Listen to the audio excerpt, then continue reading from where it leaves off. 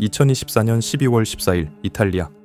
동굴학자이자 숙련된 리더 가이드였던 오타비아 피아나는 9명의 숙련된 동굴 탐험가들과 함께 아직까지 정복되지 않은 미지의 동굴로 탐험에 나섰습니다. 그런데 여기서 한 가지 놀라운 점은 단 17개월 전 그녀가 이 동굴에서 다리가 부러지는 큰 사고를 당해 구조된 경험이 있었다는 것입니다. 그럼에도 그녀는 동굴을 정복하고자 하는 마음에 다시금 이 위험한 장소로 들어갔습니다. 그렇게 탐험대가 확인되지 않은 구간에 도착했을 때 충격적인 사고가 발생했습니다. 이탈리아 베르가모 인근에 위치한 부에노 폰테노 동굴은 아직 완전히 탐험되지 않은 미개척 동굴로 현재까지 밝혀진 길이만 해도 약 19km에 달하며 이는 공식 동굴 지도에 기록되어 있습니다. 석회암으로 이루어진 이 동굴은 매우 습하고 그로 인해 바닥은 항상 미끄러운 상태를 유지하고 있습니다. 또한 내부 온도는 섭씨 10도의 낮은 온도로 일정하게 유지되며 장시간 체류 시 저체온증 위험이 크기 때문에 각별한 주의가 요구되는 환경입니다. 피아나와 9명의 동굴 탐험가들은 이미 알려진 동굴 구간을 넘어 아직 그 누구의 발길도 닿지 않은 미지의 영역을 탐험하여 동굴 지도의 마지막을 완성하고 싶어 했습니다. 피아나는 과거 이 동굴에서 끔찍한 사고를 당했음에도 불구하고 미개척 구간 탐험이라는 그 목표에 이끌려 다시 한번 이 동굴의 가이드를 맡기로 결정한 것이었죠. 2024년 12월 14일 토요일, 아직 동이 트기 전 이른 새벽, 부에노 폰테노 동굴 입구에 피아나를 포함한 10명의 탐험팀이 모든 준비를 마치고 모였습니다.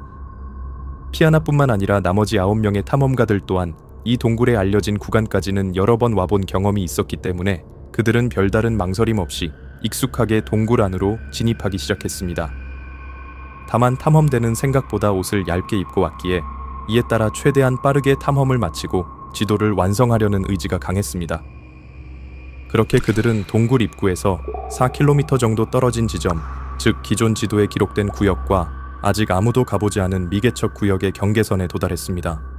이곳부터 통로는 갑자기 극도로 좁아지기 시작했고 오랜 세월 동안 사람의 발길이 단 한 번도 닿지 않은 원시 상태의 석회암 지형이었기에 바닥은 더욱 미끄럽고 길은 예측 불가능하게 복잡하게 꼬여 있었습니다.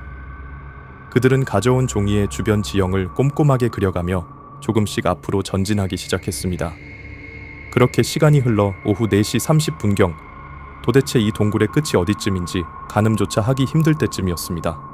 피아나는 겉보기에는 제법 단단해 보이는 바위턱을 지나 다음 구간으로 넘어가려고 했습니다. 그녀가 그 바위를 밟기 위해 발을 내딛는 바로 그 순간 퍽 하는 소리와 함께 바위가 그대로 부서지며 갈라졌습니다. 그녀는 미처 어떤 반응도 할 틈 없이 순식간에 아래로 추락했습니다.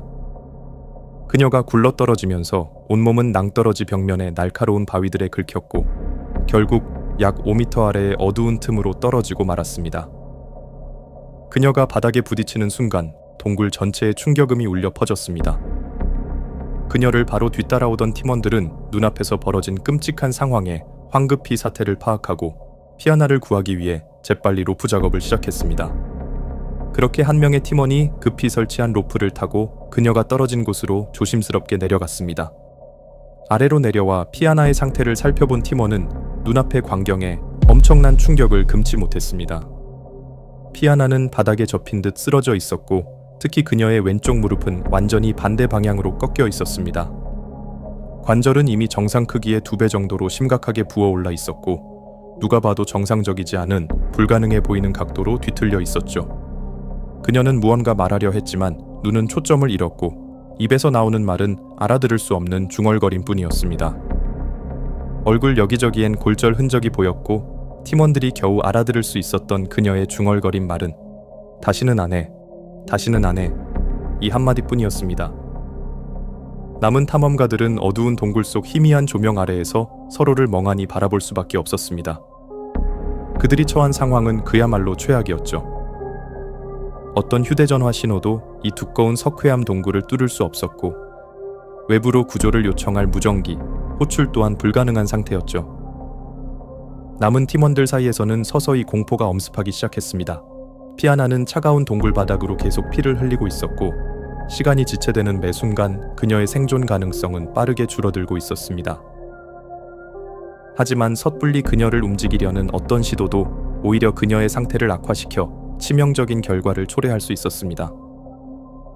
피아나를 대신하여 임시로 팀 리더가 된 대원은 빠른 결정을 내려야만 했습니다. 팀원들 중 한 명이 최대한 빠른 속도로 지상으로 돌아가 구조대에 이 위급한 상황을 알리고, 나머지 인원들은 피아나 곁에 남아서 그녀가 버틸 수 있도록 도우며 저체온증과 시간과의 싸움을 하기로 한 것입니다. 사고가 일어난 지 약 1시간이 지난 오후 5시 45분, 무작위로 선택된 한 명의 탐험가가 구조를 향해 왔던 길을 되짚어 동굴 입구를 향해 달려가기 시작했습니다. 그에게는 단 몇 초의 시간이 동료의 생사를 가를 수 있다는 사실만을 머릿속에 새긴 채 자신 또한 위험에 처할 수 있다는 상황을 감수하고 어둠 속을 헤치며 필사적으로 나아갔습니다. 결국 그가 동굴 입구에서 비틀거리며 밖으로 빠져나왔을 때 시간은 오후 8시 30분으로 꽤 많은 시간이 지난 상태였습니다. 그는 곧바로 구조대에 이 끔찍한 사고를 신고하는 데 성공했고, 이탈리아 국립산악 및 동굴 구조대는 즉시 비상 출동 준비에 들어갔습니다. 구조대는 동굴 전문 구조용 들것, 장시간 지하 작업에 필요한 의료용품, 복잡한 로프 시스템, 그리고 동굴 내부 통신 장비 등을 신속하게 챙겨 해당 동굴로 출동했습니다. 하지만 구조팀이 사고 현장까지 가는 길은 결코 쉽지 않았습니다. 비좁고 위험한 4km의 동굴 통로를 통과하는 데만도 많은 시간이 소요되었죠. 그들이 마침내 피아나의 위치에 도달한 것은 다음 날인 12월 15일 오전 8시, 사고가 발생한 지 거의 16시간이라는 긴 시간이 흐른 후였습니다. 구조팀은 피아나의 상태를 확인하고 다발성 안면 골절, 여러 개의 늑골 골절, 그리고 매우 심각한 무릎 손상을 확인했습니다. 하지만 이런 외상보다도 더욱 우려스러운 것은 혹시 모를 내부 출혈의 위험과 차갑고 습한 동굴 환경에서 밤을 보낸 후 나타나기 시작한 저체온증 증상이었습니다. 피아나는 특수 제작된 동굴 구조용 들것에 아주 조심스럽게 고정되는 데 성공했습니다. 구조팀이 들었던 바에 따르면 들것에 실려 옮겨지는 동안에도 피아나는 고통 속에서 다시는 안 해, 다시는 동굴에 들어오지 않겠어 라는 말을 반복적으로 중얼거렸습니다. 이제 그녀를 동굴 밖으로 안전하게 끌어내기 위해서는 길고 복잡하며 때로는 사람이 겨우 지나갈 수 있을 정도로 굉장히 비좁은 통로들을 다시 통과해야만 했습니다. 구조팀은 여러 개 조로 나뉘어 교대로 들것을 옮기며 매 90분마다 멈춰서서 피아나의 상태를 꼼꼼히 점검했습니다. 사고 발생 2일 후인 12월 16일 새벽, 구조팀이 피아나를 데리고 동굴 밖으로 나가는 과정에서 한 가지 커다란 걸림돌이 발생했는데, 바로 구조팀이 들것을 안전하게 옮기기에는 턱없이 비좁은 구간이 나타난 것입니다. 결국 구조팀은 동굴의 비좁은 통로를 넓히기 위해 소량의 폭약을 사용하여 장애물들을 조심스럽게 제거하며 앞으로 천천히 나아가야 했습니다. 또한 일반 무선 통신이 전혀 작동하지 않는 동굴 내부에서 지상의 지원팀과 동굴 안의 구조팀이 원활하게 연락을 주고받을 수 있도록 동굴을 따라 4km 길이의 전화 케이블 망을 설치하여 임시 통신 시스템까지 구축해야 했죠.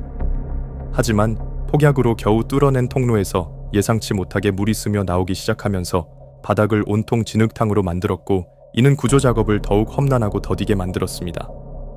그럼에도 불구하고 현장의 모든 구조대원들은 한마음으로 합심하여 조심스럽게 동굴 구조 작전을 진행했고, 결국 아무도 추가로 다치지 않고 피아나를 무사히 동굴 밖으로 구조하는 데 성공했습니다. 구조팀이 폭약까지 사용하며 신속하게 통로를 확보하고 피아나 본인도 마지막 고통스러운 구간을 끝까지 견뎌낸 덕분에 애초에 예상했던 구조 시간보다 무려 12시간이나 빨리 그녀를 구조할 수 있었습니다. 피아나는 구조되자마자 대기하고 있던 구조 헬리콥터에 의해 인근 병원으로 신속하게 이송되어 집중 치료를 받게 되었습니다. 구조 작업은 약 나흘 동안 계속되며 총 96시간이 소요되었으며 무려 159명이나 되는 자원봉사자들이 참여했습니다. 또한 이전에 한 번도 탐험되지 않았던 미지의 동굴 통로를 따라 무려 4km에 달하는 통신 케이블을 설치해야만 했죠. 이 구조 작업은 최근 유럽 역사상 가장 기술적으로 어렵고 힘들었던 동굴 구조 중 하나로 기록되었습니다. 피아나는 이번 끔찍한 동굴 탐험을 끝으로 다시는 동굴에 들어가지 않겠다는 굳은 결심을 했다고 말했습니다. 미지의 동굴 내부 지도를 완성하겠다는 열정으로 10명의 탐험대가 비좁은 동굴로 진입했지만 확인되지 않은 위험한 곳에서 바위를 잘못 밟아 깊은 구덩이에 떨어져 큰 부상을 입게 된 피아나. 하지만 150명이 넘는 자원봉사자들과 전문 구조팀의 헌신적인 도움 덕분에 기적적으로 구조될 수 있었던 이번 사고. 오늘의 이야기는 여기까지입니다.